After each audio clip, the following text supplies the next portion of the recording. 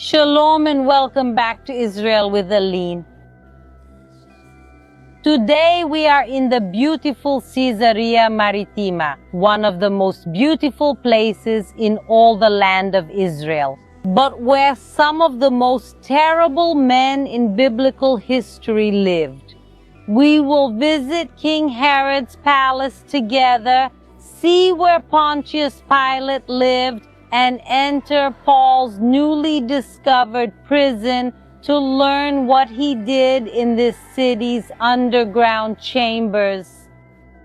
And to go on this beautiful and terrifying adventure today, we have a very special guest. So everyone say shalom, my father Jorge. Thank you, Aline. Shalom, everyone. It's a great pleasure to be with you again. So if you are ready, let's get started.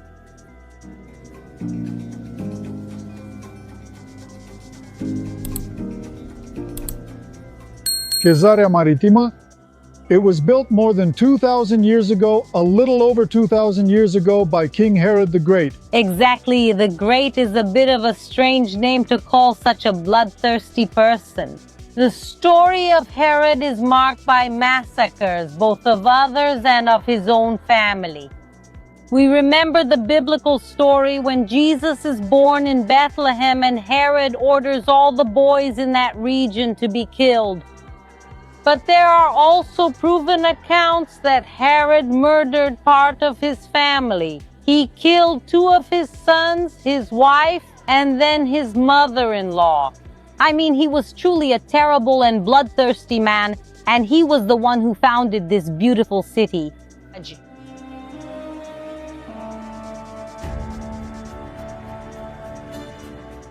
And Herod built this place as a pagan city, with Caesarea intended to be the center of idolatry in the land of Israel.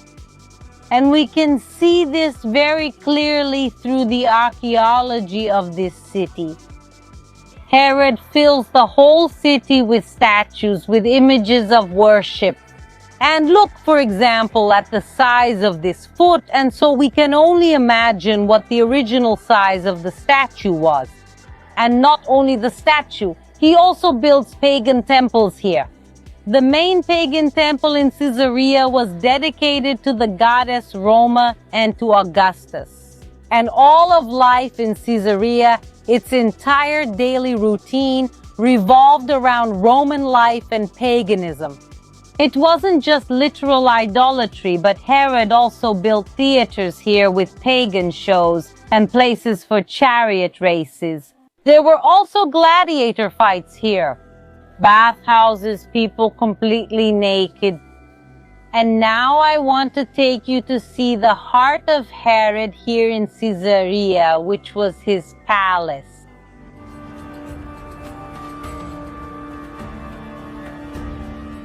And here by the Mediterranean Sea, King Herod builds his palace as a vacation retreat. That's right, the main palace where King Herod actually lived was in the capital, in Jerusalem. However, he built another palace here. In fact, we have written records that this was Herod's favorite place to live. So, just like today, just as some people have a house by the beach, back then King Herod had a gigantic multi-story palace here by the sea, and we're going to go inside it.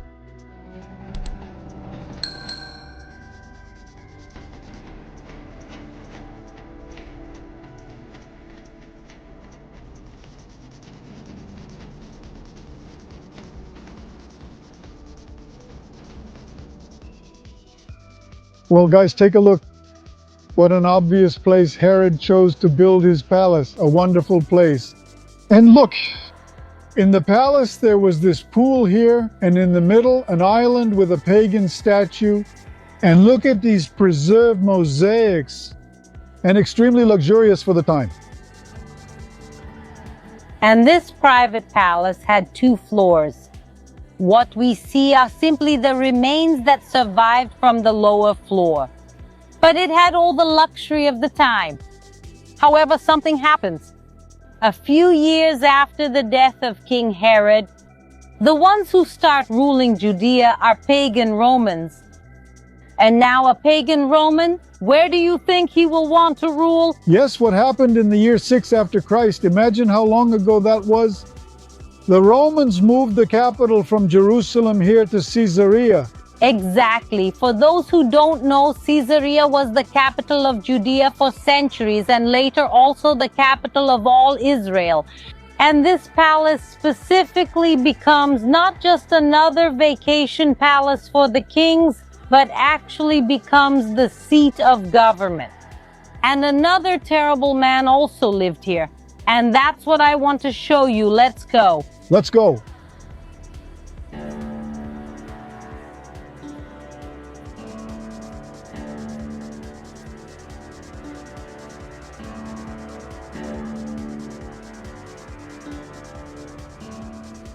One of these Roman governors who lived here was called Pontius Pilate, and we know him very well also because of the Bible, because he was the man who judged and sentenced Jesus to death by crucifixion. Pontius Pilate literally lived in this palace, in this place where we are walking right now. And archaeology proves this to us because during excavations at this site here in Caesarea, this stone was found. The original is so important that it is preserved inside the Israel Museum. But here we can see a replica of the stone that was found. And the following is written here: Tiberium Pontius Pilate, prefect of Judea. This means Tiberium was built by Pontius Pilate, the prefect, that is the governor of Judea. And that's exactly what we know from the Bible. Pontius Pilate lived here, and he was the governor of this whole region of Judea. And in this case, it says here that he built the Tiberium. What is the Tiberium? We have no idea. By the name, we understand that it was some construction here in Caesarea in honor of Tiberius, who was Caesar in Rome at the time. But the construction itself, we don't know what it was. And what really matters is that in this palace where we are walking now, the terrible King Herod the Great lived for part of the time, and also the terrible Pontius Pilate.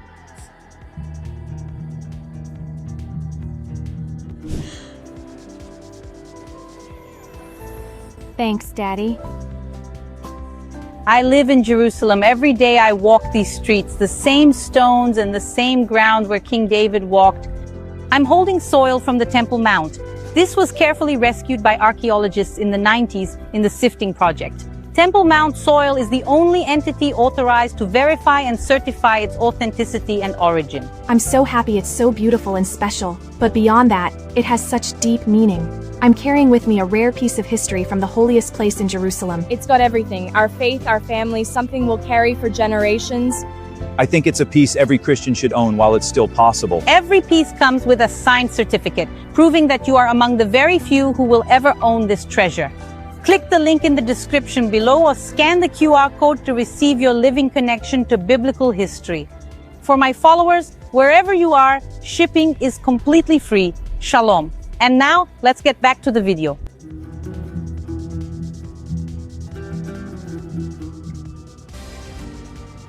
But not only terrible people passed through this palace. Paul was also here. But his story in this place actually begins far from here. When Paul was on his missionary journeys, for years he traveled from nation to nation, from city to city, preaching the gospel. However, after a few years, he feels that he should go to Jerusalem. But he knew that by going he would be persecuted. But even knowing that, he still sets out on a journey to Jerusalem. And after a violent riot in the temple, he was arrested by the Romans. The Romans actually arrest Paul, at least at first, to help him. because they knew he was a Roman citizen. And Paul was arrested and taken to the fortress of Antonia, which is exactly the same place where Jesus was judged and condemned by Pontius Pilate. But Paul's imprisonment was not the end of his problems. It was just the beginning, because at that moment, a group of 40 men gathered to plan Paul's death. And that's why the Romans transferred Paul to Caesarea in the dead of night, escorted by 470 soldiers. And in the morning they arrive in Caesarea, and Paul is brought to the government headquarters. And where was that? Exactly here in the palace, as we mentioned. But more specifically, he is taken to this room, which is called the Praetorium, the Judgment Hall, and the meeting place between Paul and the then Roman governor Felix. And Felix's decision was to keep Paul imprisoned. And it is written in the Bible that Felix orders him to be imprisoned in Herod's Praetorium. And this is exactly the Praetorium, and we know that it was built by King Herod the Great a few decades earlier. But where exactly was Paul imprisoned? For many years, no one knew. And I, as a guide for many years here in the land of Israel, have accompanied many groups here in Caesarea as well. And I remember that I used to tell the groups, this is the location of the Praetorium. And I can tell you that Paul's imprisonment must have been here nearby, as it is described in the Bible. But we didn't know exactly where it was. We just knew it had to be nearby. That was until not long ago, when new archaeological excavations revealed something incredible. That right down here in the palace's underground chambers, there is what? A prison. So Paul's prison was found, and it matches the way it's described in the Bible. I mean, next to the Praetorium, Paul was imprisoned, and now we're going to go in and see Paul's prison.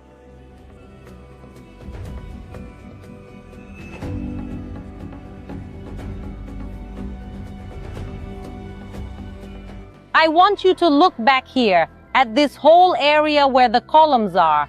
This is the palace, the government headquarters. Also right next to it is the area where we were, which is the Praetorium. And here, right next to us, there are stairs that go down to the beginning of a tunnel, and this tunnel goes underneath the palace. Exactly, and it leads to the prison, Paul's prison. Aline, while you were talking, I was thinking about how many times I've already come here to Caesarea Maritima, right? They're countless, some more recent, but I'm always impressed by how archaeological excavations are always bringing us new information and new confirmations, like the one we're about to visit now. I mean, you remember this place too. Without the excavation, right? Exactly, we were following along. We came here many years ago when we used to say, we know it's around this area, but we don't know exactly where. Then, we saw excavations happening, but when the excavations were happening, they didn't say what it was. And now, really, just a short time ago, this place was officially inaugurated and open to the public. And that's why we'll be able to show it to you this way. Okay, shall we go? Let's go, everyone.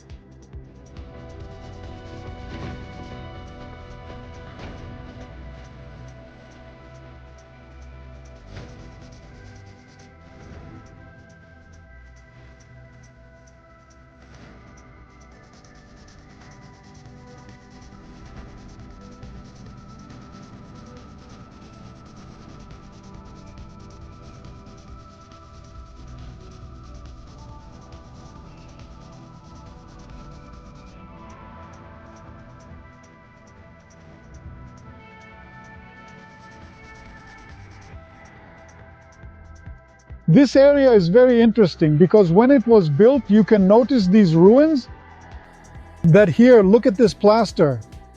This was like a cistern, but later it was turned into a large prison. This place could hold dozens of prisoners? It was much bigger than what we see here because the original shape of the prison was like the shape of a T. This first wing is where we are now, and there was a narrowing here. You can see that this part is narrower, and from here, 2 more wings extended, 1 to each side. However, this area here has not been excavated yet. Come closer. You can see that literally it's full of earth here.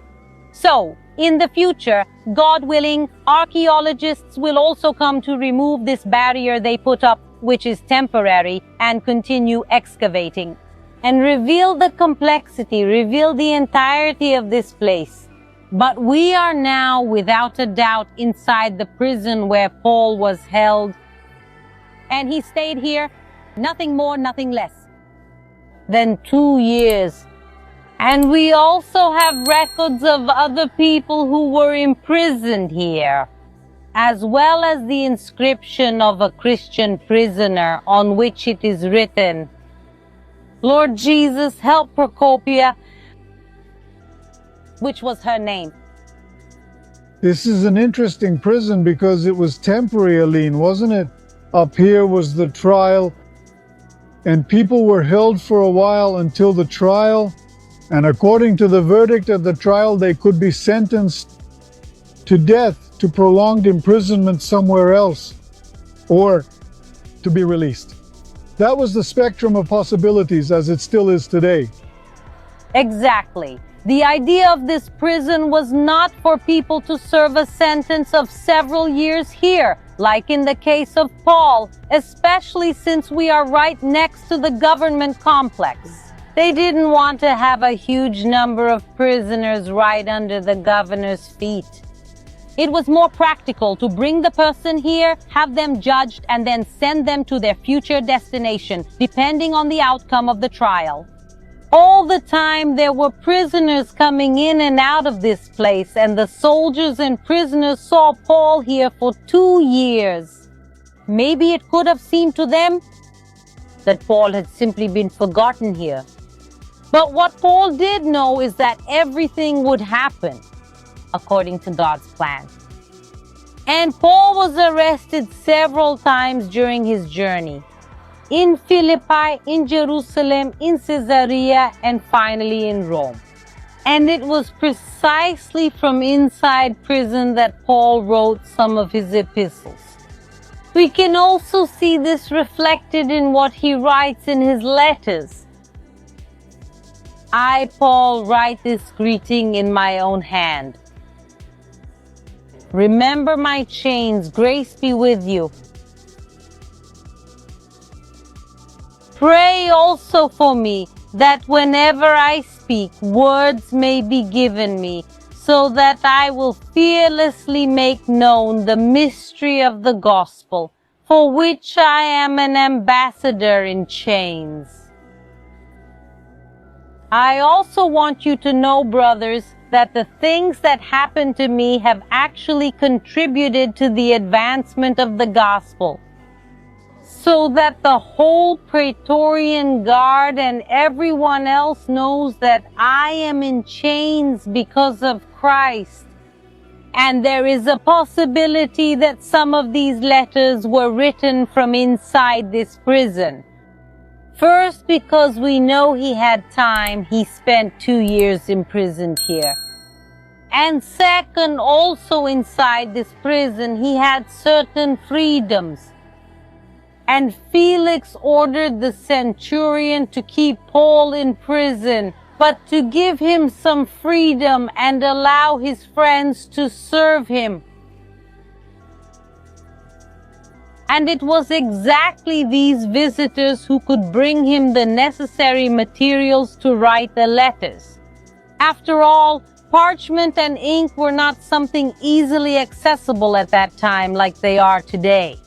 So the visitors could bring him what he needed to write the letters, and then also take these letters and act as messengers, delivering these letters to the Christian communities to which they were addressed. What we do know is that most of the letters were written in prison in Rome. However, there is a possibility that perhaps some of these letters were written right here, where we are now, in the prison of Caesarea. After 2 years in this prison, Paul appeals to Caesar because as a Roman citizen, it was his right to be judged before Caesar.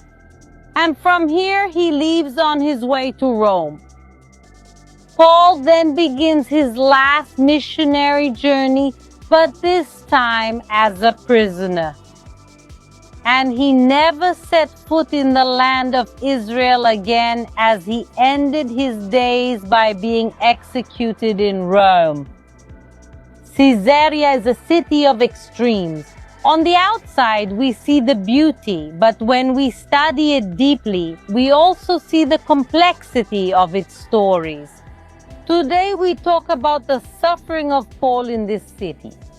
But we can also remember that a few years earlier, Caesarea was where Peter baptized the first Gentile, the centurion Cornelius, and opened the doors of the gospel to all nations. And this made possible Paul's missionary journeys and later his letters to different churches and peoples. Well, everyone, I hope you enjoyed today's video. Please don't forget to give a like to support my daughter, Aline. I hope you enjoyed today's video. See you next week. Thank you, Dad. You're welcome.